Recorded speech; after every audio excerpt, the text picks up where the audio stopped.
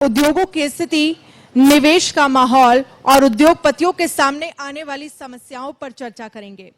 इसके साथ ही एमएसएमई को बढ़ावा देने के लिए सरकार क्या कर रही है, ब्लॉक स्तर पर एमएसएमई पार्क बनाने के लिए क्या कदम उठाए जा रहे हैं और इसके साथ ही पार्क बनाने की योजना कितनी रंग ला रही है। इस मंच के जरिए हर विषय पर सकारात्मक चर्चा होगी। साथ ही उद्योगों से युवाओं के लिए रोजगार के कितने अवसर बढ़े हैं, प्राइवेट सेक्टर की नौकरियों में 75% आरक्षण कानून से कितना बदलाव देखने को मिला है, इस विषय पर खास फोकस रहेगा हमारा।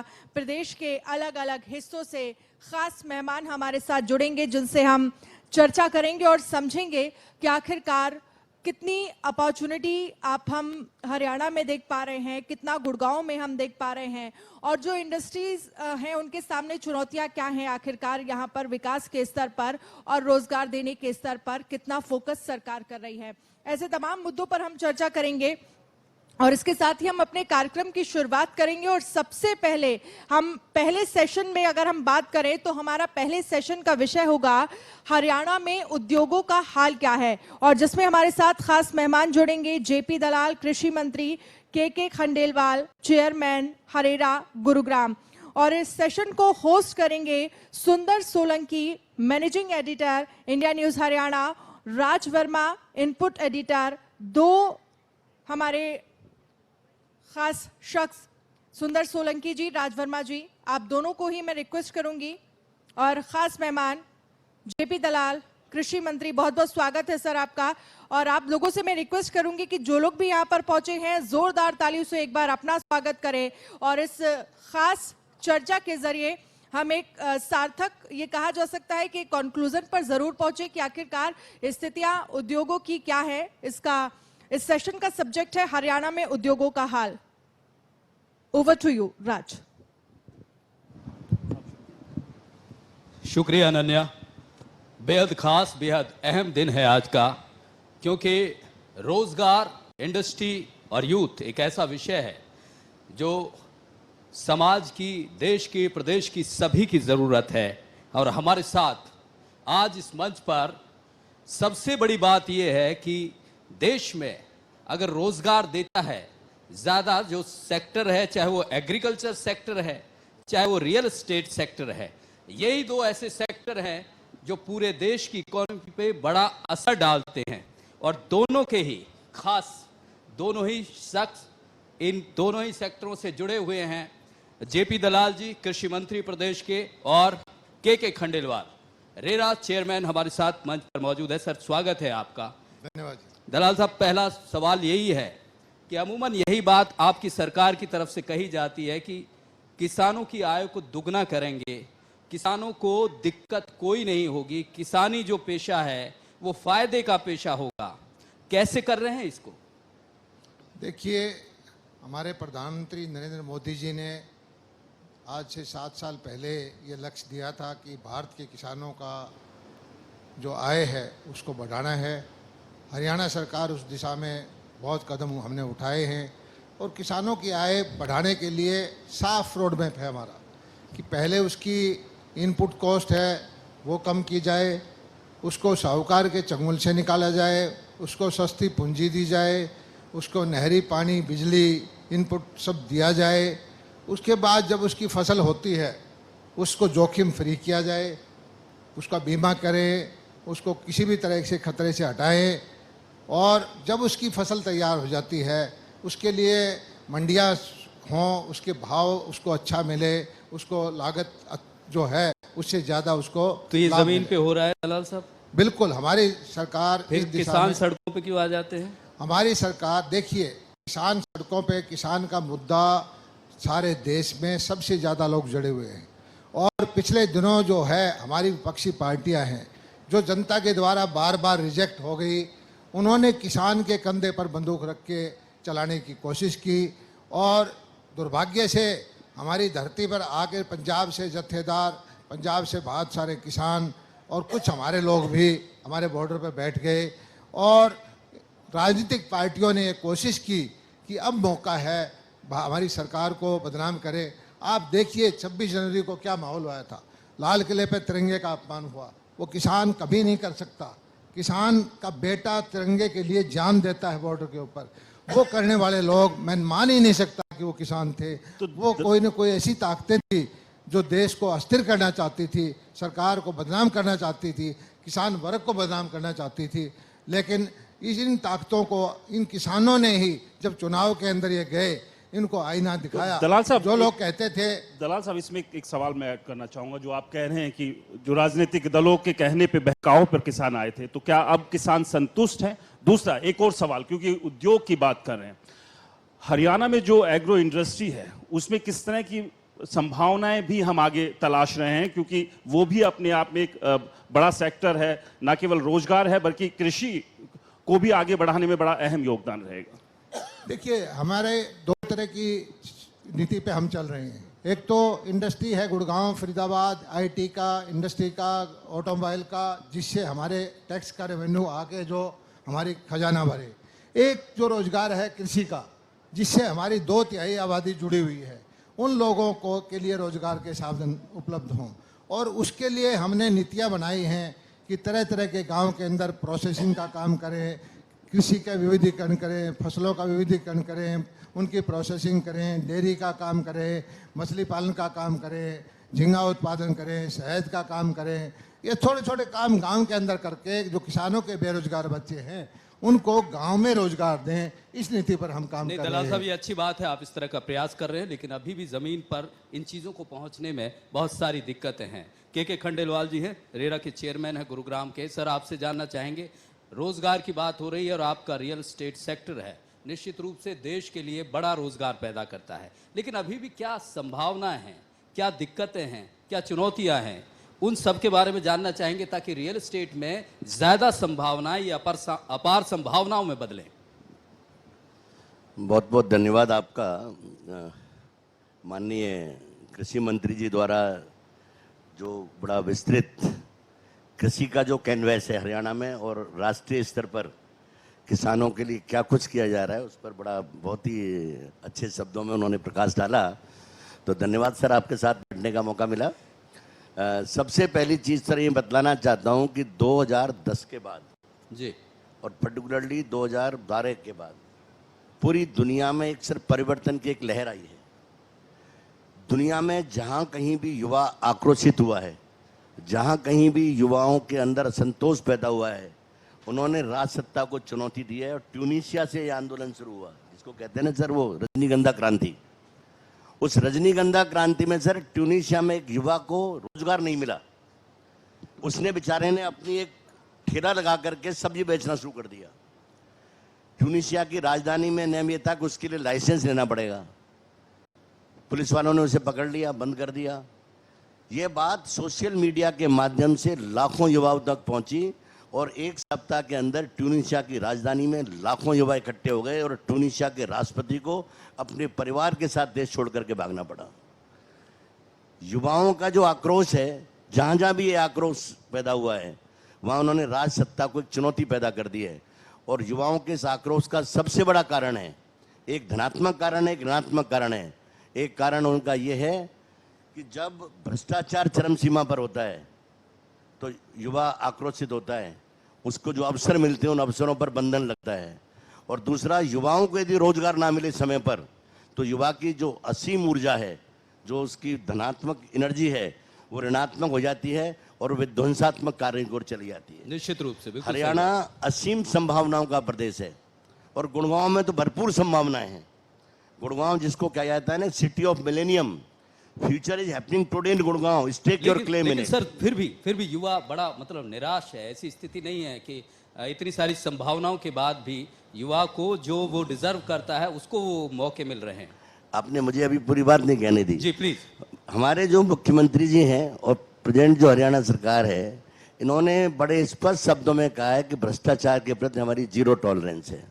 ये एक बहुत बड़ा, जब युवा नीति हरियाणा सरकार ने जारी की थी अपनी 2015 में 12 जनवरी को, तब ये बात कही थी मुख्यमंत्री जी ने। वहाँ रोहतक का जो हॉल था एमडीयू का, करीब 5000 युवा मौजूद थे। तालियों से हॉल गड़गड़ा गया, 5 मिनट तक तालियां नहीं रुकी, मुख्यमंत्री को खड़ा होकर के शांत करना पड़ा।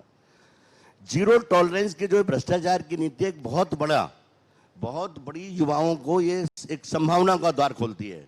और दूसरी चीज, जो तकनीकी का प्रयोग हरियाणा सरकार कर रही है, डिजिटलाइजेशन सब चीज का हो रहा है, भ्रष्टाचार पर अंकुश भी लगेगा, रोजगार की नई संभावनाएं पैदा होंगी।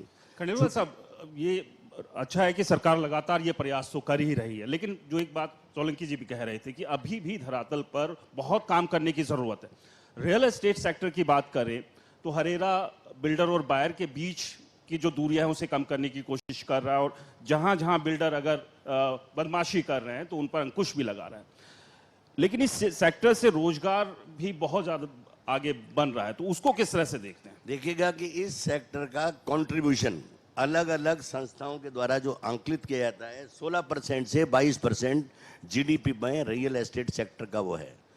264 आइडेंटिफाइड ऐसे वो हैं मटेरियल्स जिनका कि रियल एस्टेट सेक्टर में प्रयोग होता है।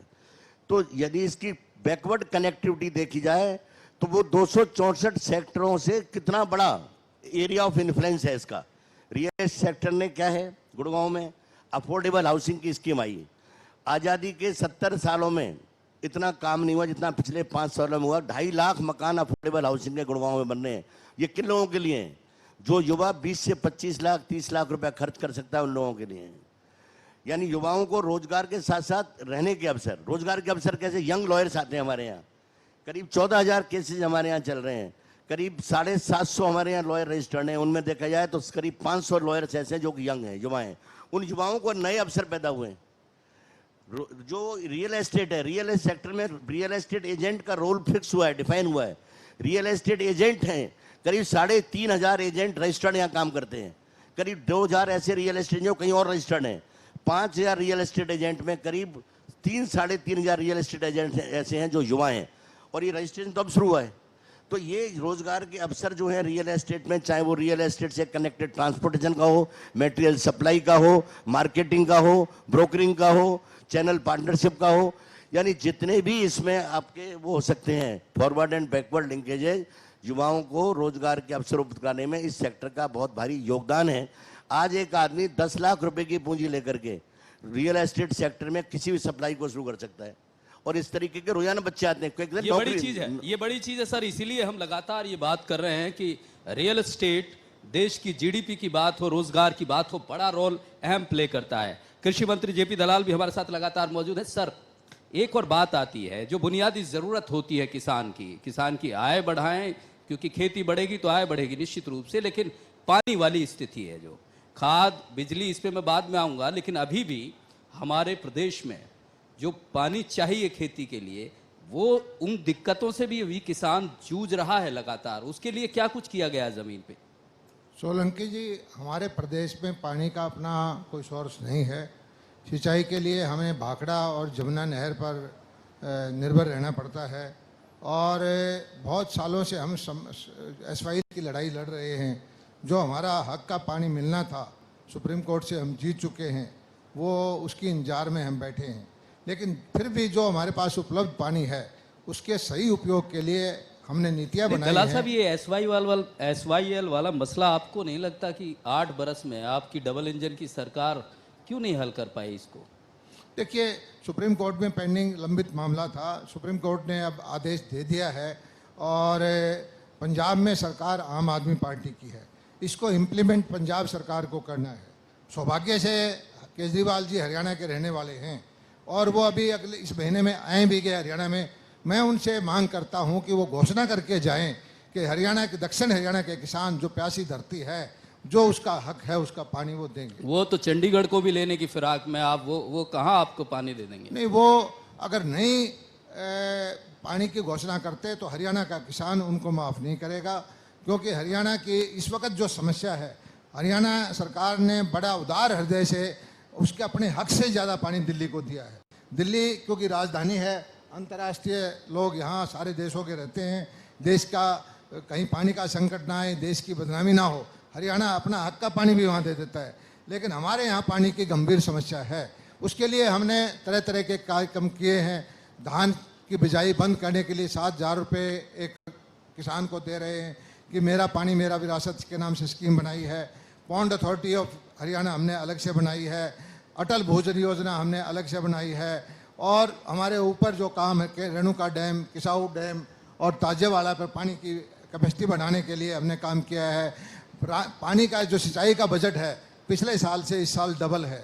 और हमारी कोशिश ये है कि जो टपका विधि है, फवारा की सिंचाई है, जो इजराइल की विधि है, किसान थोड़ा थोड़ा पानी से ज़्यादा खेती करे, वो उस विधि की तरफ हमने पूरा ध्यान दिया है। और 85% सब्सिडी हम माइक्रो इरिगेशन पे देते हैं। किसानों से इसका फ़ायदा भी ले रहे हैं कि थोड़े पानी से ज़्यादा फसल हो, पर ड्रॉप मोर क्रॉप, इस नीति पर हम काम दलाल कर। साहब, लेकिन सवाल वही जो शुरुआत हुई थी कि कम से कम जो अपने हाथ में है, बिजली तो पूरी पर्याप्त मिल जाए, पानी तो चलिए ठीक है नहीं है, पूरी व्यवस्थाएं अपनी, लेकिन अगर बिजली मिल जाए तो कम से कम किसान जो है, जो सूखे खेत है उनको पानी दे सकता है। पिछले 10 दिन में पहली बार पिछले 7 साल में बिजली के हरियाणा की समस्या थोड़ी आई है, मैं उसको मानता हूँ। अब धीरे धीरे करके हमारे बिजली मंत्री और मुख्यमंत्री जी ने इसका प्रबंध किया है। कांग्रेस लेकिन कहती है आपकी एक चीज गलत पहले मेरी नीतियों के बात चलते सुनिए, आई है ये। एक चीज सुनिए, 7 साल पे आप एक चीज को ध्यान करिए कि बिजली के रेट हमने नहीं बढ़ाए। पहले बिजली आती ही नहीं थी। 90% हरियाणा के गाँव में 24 घंटा हम बिजली देते हैं।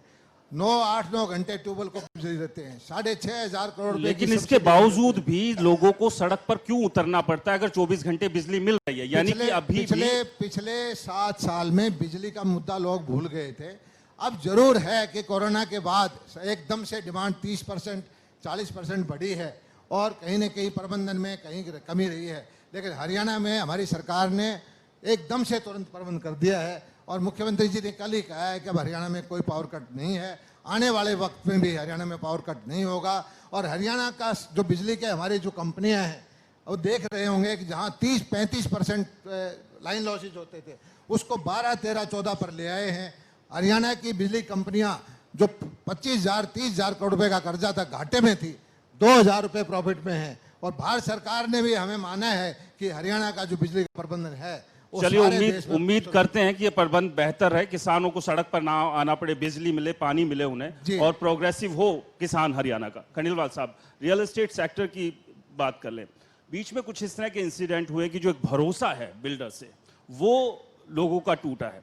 और जो हम बात कर रहे थे हाई राइज जो है, क्या लगता है कि वहां पर जो दिलचस्पी है, जो एक विश्वास है, वो अब बायर का घटा है? पीछे जिस तरह की कुछ घटनाएं भी हुई। देखिएगा, ये सारी जो पुरानी बिल्डिंग्स थी, पहले पूरा की पूरा रियल एस्टेट जो था ये अनरेगुलेटेड था। पहली बार ये सेक्टर रेगुलेट हुआ है। टीथिंग ट्रबल्स होती हैं जब भी कोई नया कानून आता है। सबसे पहली चीज जो बतलाना चाहता हूं कि आज रियल एस्टेट सेक्टर जो कि 14 से लेकर के 20-21 तक निराशाजनक स्थिति में था, लोग खरीदने को तैयार नहीं थे, मार्केट में जो सेल्स थी बहुत डाउन थी। अब रेरा आने के कारण और बहुत सारे कारण हो सकते हैं कि रियल एस्टेट सेक्टर में एक उछाल है, एक ग्रोथ है। पर्टिकुलरली गुड़गांव में और फरीदाबाद में तो बड़े विश्वास का हिस्सा है, यहाँ बहुत ज़्यादा ग्रोथ है। रेरा जो है ना, रेरा ने भरोसा कायम किया है एक इन्वेस्टर का रियल एस्टेट सेक्टर में। आज रेरा का रजिस्ट्रेशन देख करके आदमी खरीदता है। रेरा के रजिस्ट्रेशन के लिए सिफारिश लोग कराते हैं, बोले भी जल्दी कर दो, लेकिन हमारा तो काम ही नेगेटिव है। जब तक all approvals shall be in place, that is the first requirement of RERA registration. Approvals नहीं होती, टाइम लगता है उनमें, फायर स्कीम अप्रूवल नहीं होती, जोनिंग प्लान अप्रूवल नहीं होते। लेकिन अभी भी लगता है कि बहुत सारे बिल्डर्स जो है वो अच्छा काम कर रहा है रेरा, और विश्वास बना है लोगों का रेरा आने के बाद से। लेकिन अभी भी उसके बावजूद जो है बिल्डर कहीं ना कहीं कोशिश यही कर रहे हैं कि वो अपना फायदा देखे और बायर को जो नुकसान होता रहे, और उसको लेकर लगातार लोग सड़कों पर भी आते। नहीं, देखिए, अब पुरानी घटना थी, वो स्ट्रक्चरल ऑडिट के सरकार ने मापदंड नियत कर दिए हैं। पहले बिल्डिंग का जब वो कंस्ट्रक्ट करता था, ड्यूरिंग कंस्ट्रक्शन कोई भी एजेंसी उसकी कंस्ट्रक्शन की गुणवत्ता की जांच नहीं करती थी। अब स्ट्रक्चरल ऑडिट के नॉर्म आए हैं, उनमें डिपार्टमेंट भी देखेगा। रेरा के तो उसमें पहले से ही एक एलओटीज का राइट है। जैसे ही मेजॉरिटी एलओटीज यूनिट्स बुक हो जाएंगी तो एलओटीज क्वेश्चन बनेगी, they have a right to inspect site, take samples and get the testing done. और टेस्ट रिकॉर्ड है वो बिल्डर मेंटेन करेगा। तो जो आप ये कह रहे हैं कि अब ऐसी स्थिति नहीं है, आप मुझे एक प्रोजेक्ट ऐसा नहीं बतला सकते जिस प्रोजेक्ट में यदि कहीं कोई शिकायत हुई है और उसमें हम लोगों ने कार्रवाई नहीं की हो। सिंगल प्रोजेक्ट ऐसा नहीं है। माहिरा का भी एग्जाम्पल है। माहिरा के मामले में जैसे ही लोगों को लगा, लेकिन लोगों का जैसा कि कुछ दिन यहाँ वो चल रहा है रोज, भाई माहिरा का एलओटीज के साथ अन्याय नहीं होगा। एलओटीज को उनकी यूनिट मिलेगी, चाहे सरकार बनाए चाहे एलओटीज को उसको हैंडओवर करे प्रोजेक्ट को। माननीय ये बड़ा विधायक जी यहाँ भरोसा। मौजूद हैं, लोग गुड़गांव के लोग बहुत निश्चित जागरूक रूप हैं इस से मामले में। भरोसे का असर नीचे तक जाता है, जमीन तक जाता है। इसलिए राजवर्मा जी लगातार ये ट्रस्ट की बात कर रहे हैं। जितना ट्रस्ट दोनों में बढ़ेगा उतना ही जाहिर सी बात है रोजगार बढ़ेगा। लेकिन सर एक बात मैं आपके पास आना चाहूंगा, ये जो कृषि का पेशा है, प्रोफेशन है, आप करना चाहेंगे इसे? मैं तो कर रहा हूँ, मैं किसान हूँ। नहीं, आप लोगों को जो युवा है, युवा को क्यों नहीं? देखिए, अगर कृषि नहीं करेंगे, पारंपरिक कृषि नहीं करेंगे तो मानवता तो का हमारा पेट- ये वो पेशा पेट माना कौन जा रहा है, भरेगा? लेकिन युवा को ये कैसे सही जोड़े कि वो है। कृषि के प्रति अपना सही रुझान है। जताए, उसमें रोजगार देखे। पुराने वक्त में कृषि को सर्वश्रेष्ठ पेशा माना जाता था। उत्तम कृषि, मध्यम व्यापार और बाकी बारे में कुछ अच्छा शब्द नहीं बोलते थे। नौकरी बिल्कुल नीचे थी और ये बाकी चीजें सेकेंडरी होती थी। और मैं कहता हूं कि कृषि उत्तम है, पवित्र नहीं, कार्य है। इतना महंगा लेकिन पेशा हो रहा है। ये बिजली- एक चीज, बिजली लेकिन देखें, पानी पिछले देखें, 60-70 डीजल देखें। साल में आप देखिए कि जितने भी आंकड़े भारत सरकार के आते हैं वो दिखाते हैं कि एक किसान की आमदनी प्रति व्यक्ति देखते 27 रुपए की रोज की है, जबकि हमारे यहाँ 300-250-300 रुपए की। किसान बेचारा सम्मान के लिए कृषि कर रहा है, उसकी आर्थिक हालात सही नहीं है और उसकी आर्थिक हालात सुधारने के लिए उसको बाजार देना, उसको अच्छे बायर देना, उसको अच्छी सुविधाएं देना, इस दिशा में हरियाणा सरकार, भारत सरकार काम कर रही है। और चीज़ें क्या होती है कि जो किसी पुरानी व्यवस्था को जब हम बदलते हैं तो बहुत सारे लोग जो पुरानी व्यवस्था में लाभ उठाते हैं नाजायज, वो रोड़ा अटकाते हैं। यही बार बार होता रहता है। लेकिन हमने दलाल साहब, पूरी कोशिश की उत्तम- है उत्तम कि तो हमेशा किसान से की रहा है आमदनी- कृषि का पेशा, किसान की लेकिन- आमदनी बढ़े। कृषि के बगैर आप कल्पना ही नहीं कर सकते कि मानव का जीवन सुरक्षित निश्चित रहे। लेकिन रूप से एक बड़ा बिल्कुल सही सवाल बात यहाँ है दलाल साहब कि बिल्कुल कुछ खंडेलवाल जी कुछ कह रहे हैं। खंडेलवाल सर कुछ कह रहे हैं। जी मंत्री जी ने कहा ना कि बिना इसके सभ्यता का पनपना ही संभव नहीं है। कृषि आधार रही है सभ्यताओं के पनपने का, चाहे वो मोहनजोदड़ो, हड़प्पा हो, चाहे वो लेकिन जाकर एक बड़ा सवाल सर ये है कि जो किसान है अब उन्हें मुनाफा ये दिख रहा है कि अपने उस जमीन पर खेती करने की बजाय, फसल उगाने की बजाय, अगर किसी बिल्डर के साथ वो जाकर एक इमारत उगा देता है, इमारत खड़ी कर देता है, तो उसमें ज्यादा उसको फायदा है। तो यानी कि प्रोग्रेसिव फार्मिंग हो रही है, लेकिन ये जहां ऐसा तक है। पहुंचनी चाहिए, डेवलपिंग तकनीक का जो सोसाइटी इस्तेमाल है वो होना चाहिए। वो डेवलपिंग शायद में कमी है। सोसाइटी में अर्बनाइजेशन होता है और सरकारों को एक बैलेंस व्यू लेना पड़ता है। शहरीकरण भी जरूरी है, आबादी को यहाँ भी बसाना जरूरी है, कृषि भी जरूरी है। अब ये आप कहोगे गुड़गांव में यहाँ जो 5-5, 10-10 करोड़ रुपए एकड़ की जमीन है, क्या यहाँ कृषि वाइबल हो सकती है? यहाँ वो दूसरे काम ही होंगे, यहाँ उद्योग होगा, रहने की जगह होगी, आईटी का काम होगा या कोई और तरह तरह की टेक्नोलॉजी के काम बड़ा वाजिब होंगे। सवाल और उठाया जो है, कृषि बड़ी वाजिब हमारा बात देश है। में शहरीकरण कृषि सर, होने की अगर कमी है। लगातार- आवश्यक है। खंडेलवाल सर, समय की कमी है। ये जो बैलेंस की बात कही है कि ये जो बिल्डिंग कहाँ उगाई जाए और खेती कहाँ की जाए, इस बैलेंस को कैसे और अच्छा बनाया जा सकता है? समय की कमी है थोड़ी। देखो, पहली चीज तो मंत्री जी ने जैसे कहा ना कि 5 करोड़ रुपए की एकड़ की जमीन या 10 करोड़ की जमीन हो, उस पर कृषि संभव नहीं है। लेकिन फायदा क्या हुआ इसका? उसने 5 करोड़ और 10 करोड़ रुपए एकड़ में यहाँ बेच करके 5 करोड़ में 500 एकड़ जमीन नासिक के पास ले ली, ग्वालियर के पास ले ली, हरियाणा के बहुत सारे किसान अलवर में जाके ले ली, भरतपुर में जाके ले ली। इससे कृषि के जो क्षेत्र जहाँ कृषि होती नहीं थी, हरियाणा के किसानों ने अपनी मेहनत करके उस जगह को भी उर्वर बना दिया। तो इसका मतलब कृषि का बड़ी चीज क्षेत्र बताइए, छाया लाया गया है। बिल्कुल बड़ी चीज बहुत बताइए। बड़ी- ये दोनों एक दूसरे से राज जुड़ी हुई है। बिल्कुल, बिल्कुल। समय की कमी है। तो आप बहुत- दोनों हमारे हाँ, साथ ये बड़ी जुड़े और सार्थक- अपनी अपनी सार्थक बातें चर्चा रखी, हो रही कृषि थी। क्षेत्र की बात हो या फिर रियल एस्टेट सेक्टर की बात हो, तमाम पहलुओं पर जवाब दिए और बड़े ही अच्छे तरीके से अपनी बात को भी समझाया। आप इस सेशन में जुड़े उसके लिए बहुत बहुत धन्यवाद। जी, थैंक यू धन्यवाद। जी। शुक्रिया अनन्या। कृषि के over लिए to you। आपने थोड़ा कम बेहद टाइम दिया। शानदार मैं चाहता चर्चा था कि रही पूरा और टाइम इस कृषि को चर्चा देते। के लिए जोरदार तालियां, ये क्योंकि माफी इस चाहेंगे चर्चा के क्योंकि जरिए हमें पता समय चला के कि साथ थोड़ी चीजें क्या बंधी क्या हुई हैं। निवेश आइए और सर। इन्वेस्टमेंट के साधन हैं। और एक छोटा सा प्लांट हम यहाँ पर जेपी दलाल जी, मैं आपको स्टेज पर ही रोकना चाहूंगी। एक छोटा सा प्लांट इंडिया न्यूज की तरफ से पर्यावरण को सुरक्षित रखने की ये अपील, और इसके साथ ही तालियां जरूर आप बजाइए, क्योंकि तालियों के जरिए ही आप किसी को अप्रिशिएट कर सकते हैं। और गुरुग्राम विधायक associate sponsor Haryana chamber of commerce and industry district Panipat chapter, JMS group symbol of commitment and trust, cladding pre engineered building, Filby you think we deliver. और SBA Balaji, partner Kedar blended edible vegetable oil. Kenwin foundation, उम्मीद स्वस्थ भारत की। Real estate partner 51 international, where real estate gets real. B Safdarwal consortium, स्वच्छता partner eco green, स्वच्छता से समृद्धि की ओर। Venue partner BTH, Delhi road, Gurugram.